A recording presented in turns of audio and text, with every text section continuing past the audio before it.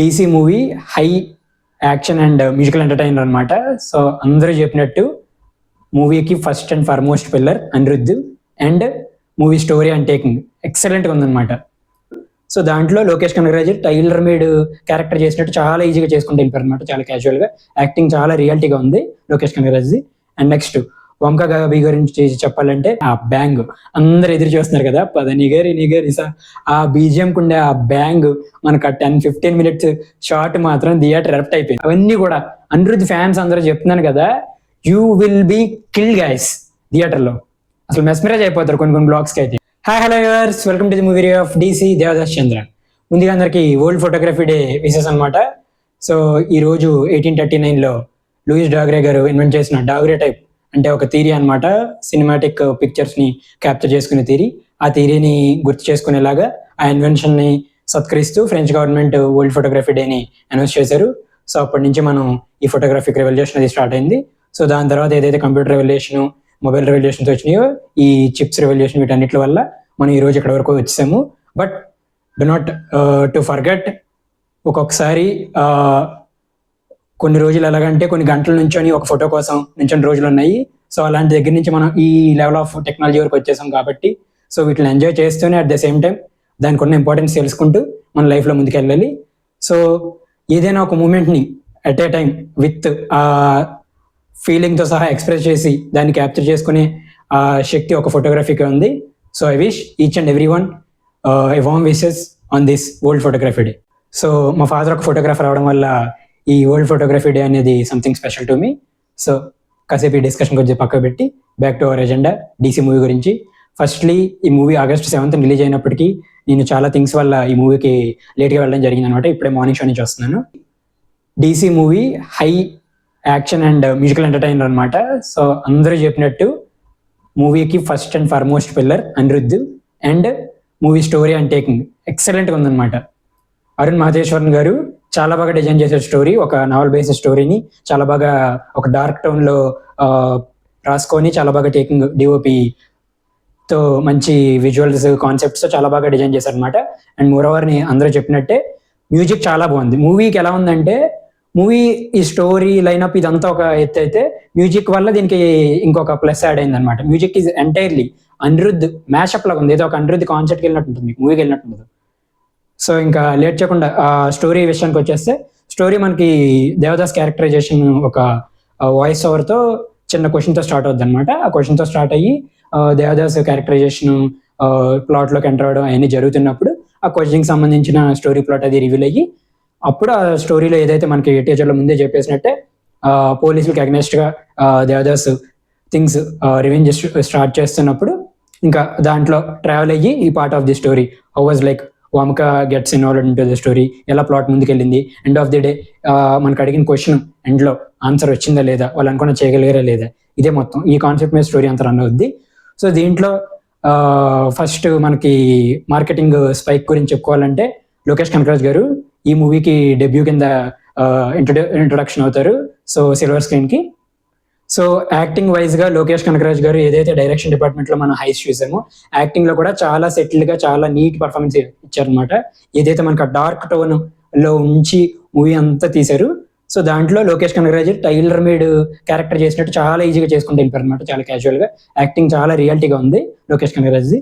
And next వంక Gabby గురించి చెప్పాలంటే, అందరికి తెలిసినట్టే ఆవిడకి ఎంత మార్కెట్ ఉంది, ఎంత ఏ కైండ్ ఆఫ్ స్టోరీ సెలెక్ట్ చేసుకుంటుంది ఆవిడ, ఏ కైండ్ ఆఫ్ బ్యాక్ డ్రాప్స్లో ఆవిడ చూసాం మనం, అవంతా డిఫరెంట్. ఈ స్టోరీ ఈజ్ ఎంటైర్లీ డిఫరెంట్ అనమాట.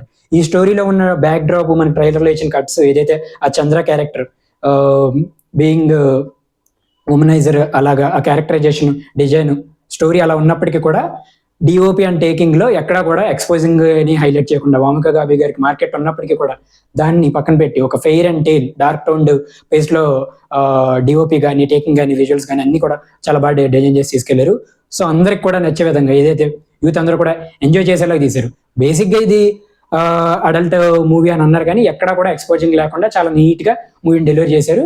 అది చాలా బాగుంది. మూవీ టీంని అక్కడ అప్రిషియేట్ చేసుకోవాలి. అండ్ వామక గాబీ గారికి కూడా తన క్యారెక్టరైజేషన్స్కి సంబంధించి కాకుండా ఈ డిఫరెంట్ క్యారెక్టరైజేషన్ ఈ ఎరా కూడా చాలా బాగుందన్నమాట.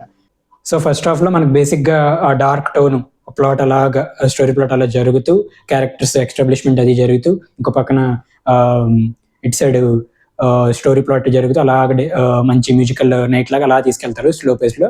ఏదైతే మనకి ఇంటర్వెల్ ఉంటుందో ఆ బ్యాంగ్ ఉంటది ఆ 10-15 minutes, అంటే మీటింగ్ లైక్ వామిక గారు అండ్ లోకేష్ కనగరాజ్ గారు ఇద్దరు కూడా ఆ మీటప్ అక్కడ జరుగుద్ది అనమాట.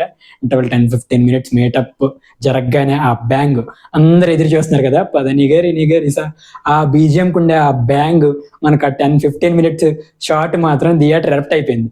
సో మీరు ఎవరైనా సరే వెళ్ళకపోతే ఆ బీజిఎం మీద ఇష్టం ఉన్న వాళ్ళు కానీ దాన్ని ఫాలో అవుతున్న వాళ్ళు కానీ వెళ్ళలేదు లేట్ అయిపోయిందని ఎక్కడ ఫీల్ అవ్వకుండా మళ్ళీ ఒకసారి వెళ్ళండి, చాలా బాగుంది.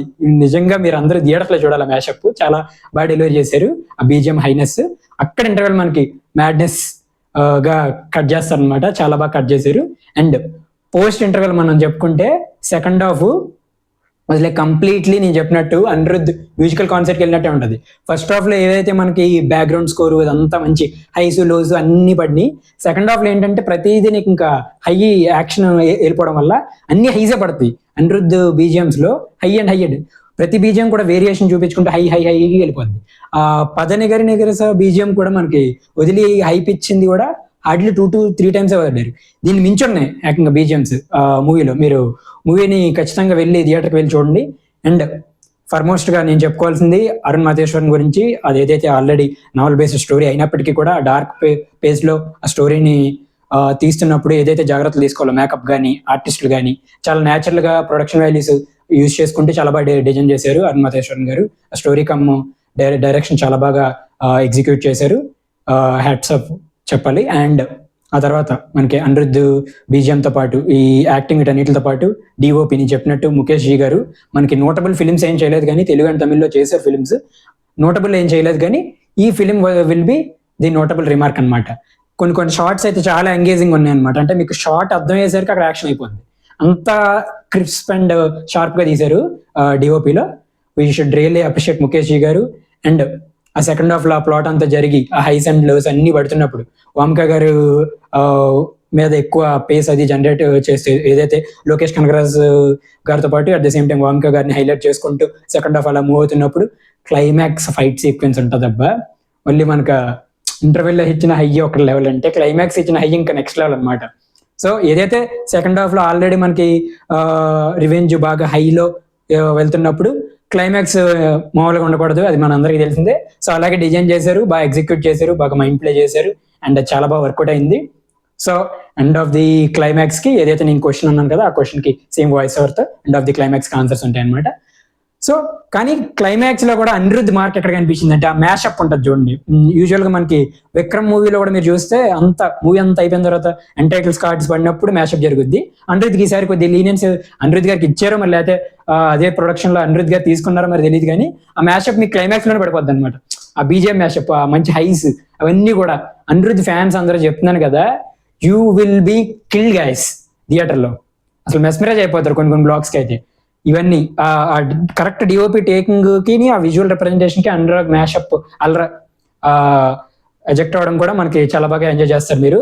So please do watch DC Das Chandra movie at your nearest theater ASAP. Thank you. Bye bye.